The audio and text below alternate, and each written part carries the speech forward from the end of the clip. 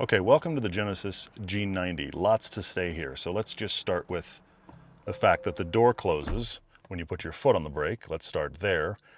Also, when you get it started, there's a lot going on here. Okay, first thing to do is actually get in, not the front, but the back. So hang on, you know what, I'll leave the key in here so it doesn't freak out. Leave it here and get in really what is the point of a car like this, and that's the back. Now, again, the doors are somewhat electronic. There's a button down there, opens it part way so you don't hit the car next to you.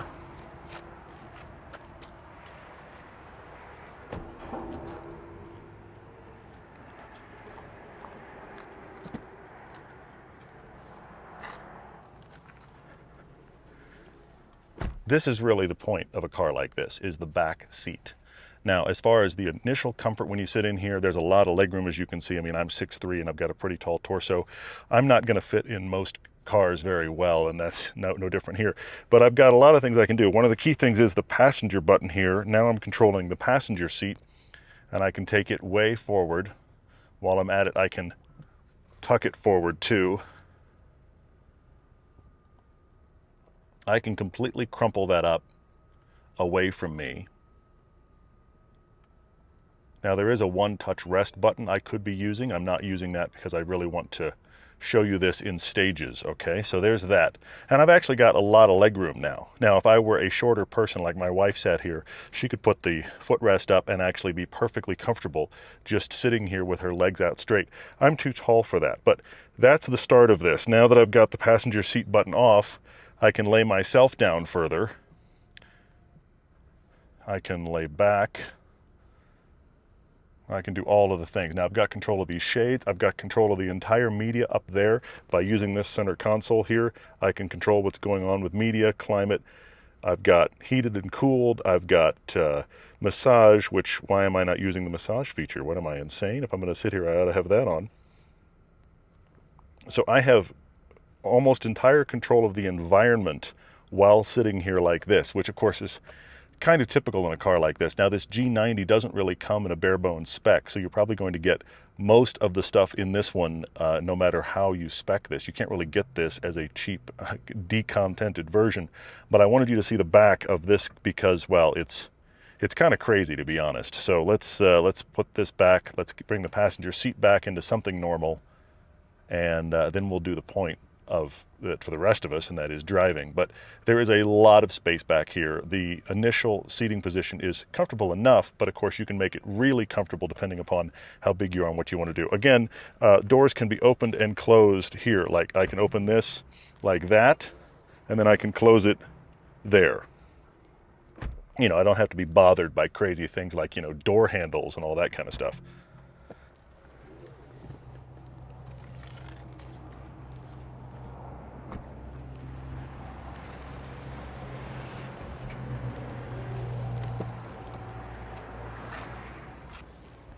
Again, why worry about a door handle? And I will say this, as much as I want to get my own door, I'm a big guy, and that is a genuine reach. So this is the other reason for a situation like this where you can use a button. Okay, as you can see, my phone is blowing up, and I apologize for that, but let's go drive anyway. I am in standard mode right now, all-wheel drive. You can see it showing there. Let's go to the big number, shall we? And that is, this is a $101,000 Genesis G90. So not cheap at all, but you have to get into the 90s to even get one of these. I mean, they are expensive, full stop.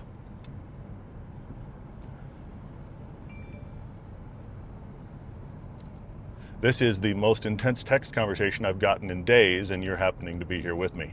So that's exciting.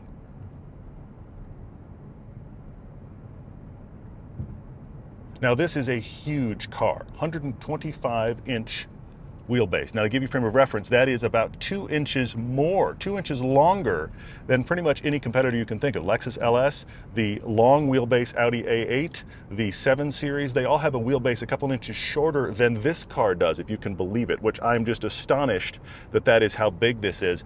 And to go one step crazier, this is the short one In other markets, they actually provide you with a multiple inches longer version of this car. They don't even sell it in the US. So this is the short wheelbase version of the G90, which is just nuts to think about, considering it is, well, it's bigger than most of its competitors. There is a lot of space in here, and this car genuinely feels big. Back here on these twisties, in fact, I'm going to go to sport mode. Back here on these twisties, there's no getting around the fact that it is a large car. Now, interestingly, it has rear wheel steer. So of course, when you're going really slowly, it turns opposite, counter to your front wheel, so you get a tighter arc. When you're on a highway like this and you're going fairly quickly, it turns the same direction as you turn the front wheel, so you just kind of slide from lane to lane. That works pretty well most of the time. However, when you're actually going around a road like this, where I'm going freeway speeds and I have twisties, the car just feels large. It's stable, but it's very large.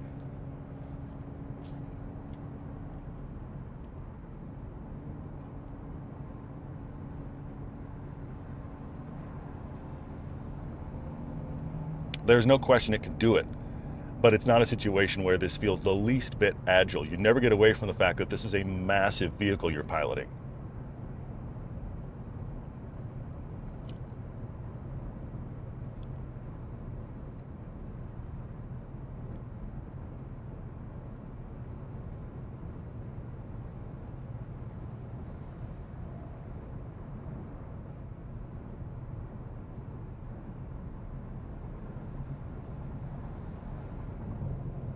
Now this is the all-wheel drive ESC. Now that means that this has a supercharger on top of the fact that it is a turbocharged V6. The result is about 400 horsepower and 400 pound-feet of torque. There are a couple numbers over on both.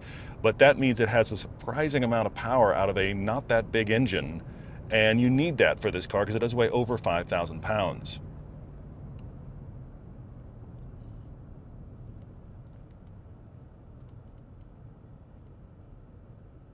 There's a Crosstrek parade in front of me. Hi, I'd like a blue Crosstrek, please. Hey, welcome to Park City. Blue Crosstreks.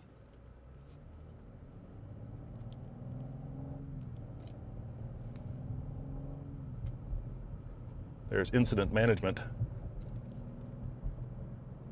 Oh, here we go. Crosstrek parade.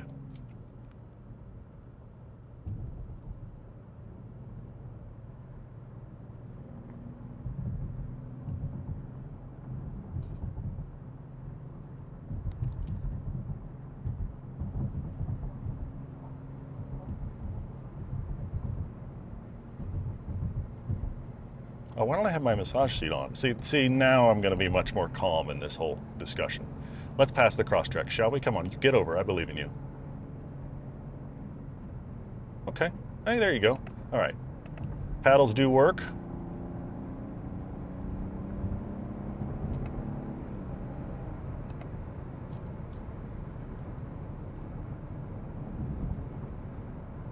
So for a vehicle well over 5,000 pounds, this does have a good amount of power, and it actually uses it and delivers it pretty quickly.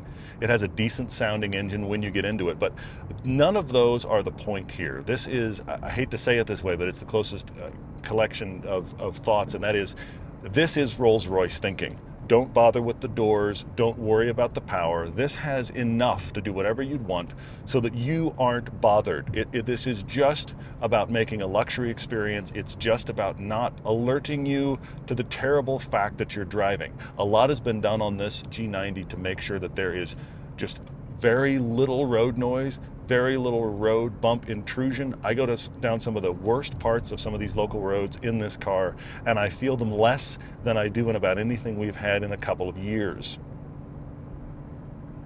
This actually reminds me quite a bit of a progression of the Volkswagen Phaeton I had. Now, those of you that have watched the show for a while are tired of me talking about a Volkswagen Phaeton, but I want to bring up that analog because that is an unexpected brand doing a high-end luxury executive cruiser, and that's exactly what Genesis is doing here. They are stepping into the area that Lexus invaded, if you will, in the late 80s, and they are doing it themselves. So this is trying to offer you all the luxury you would get for far more money for less money. I mean, if you think about speccing out the Lexus, the Audi, the BMW, anybody, the S-Class of course, for similar levels of experience, and you're going to be $20,000 to $50,000 more than this is, possibly more than that if you start getting too crazy with the option boxes.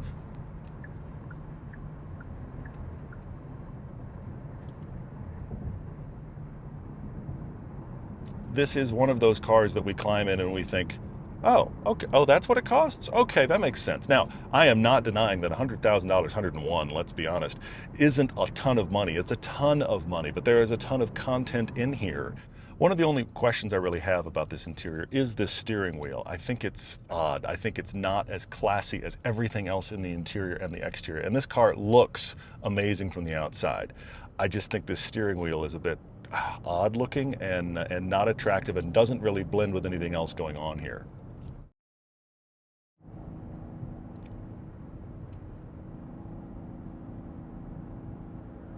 This is a rear biased all-wheel drive system. It does the Evo thing where it's constantly showing you where the power is going, and a lot of the time it's doing what it is now. It's either equal or it's barely involving the front wheels. It really is rear biased. You do any kind of cruising, certainly at highway speeds, it'll only ever wake up the back wheels.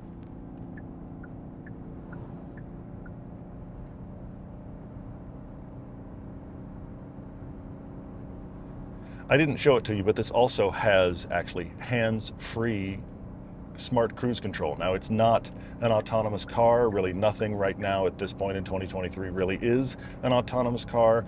This does about as well as most systems out there. It senses the road ahead. This has air suspension in it, and it senses the road ahead, something that Mercedes pioneered about a decade ago, where if it sees an imperfection coming out, it braces the suspension for it. So the air suspension does that. It also uses that technology and, of course, the lane finding technology to keep you in the lane. And the one thing I will say is this has the least aggressive nannies for making sure you have your hands on the wheel about any of the systems that I've tried. Most of them, you have to touch the steering wheel constantly. This actually lets you get away with it for a while, which is kind of crazy. In fact, at this stretch, I might be able to get that all working here. Hang on.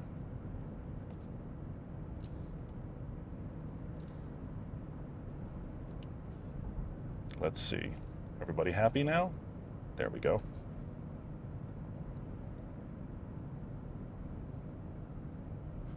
Oh, you didn't like that, huh?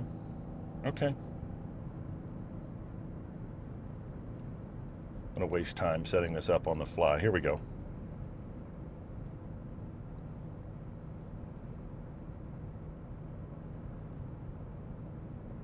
Now, I find this very disconcerting just because I like to drive, but this is something that people are setting up because they're doing long distance or they're sitting in 405 commuting, and so it's becoming more important to a lot of people. Obviously, this is about a luxury experience, not bothering you with anything downsides of driving, so it makes sense it would be in a car like this, but I don't need it personally. But look, I mean, I'm going for a while. In fact, I'm going to change modes. I'm going to go into eco mode, and I'm still going along in auto mode. So now I'm auto and eco. Look at me. And I've gone a distance here and haven't touched the wheel yet. Eventually it will say, hi, are you still there? And it'll actually alert me to put my hands back on the wheel. But so far it's not. Ultimately, look, the G90 is, I'm going to turn all of that off. The G90 is very impressive. I can't believe what all you're getting for this price. The Bang & Olufsen stereo with these little pop-up tweeters here was a thing that Audi introduced 10, 15 years ago. Very cool. I mean, it sounds great in here. It looks great in here. This does the synth thing and the mood thing. I mean, all of the stuff that Mercedes has pioneered, this is doing it as well. I really do appreciate everything you're getting for $101,000. If you're in this market, you need to look at the G90. This is not a market for very many people, but it is impressive what they have done and all that they're offering.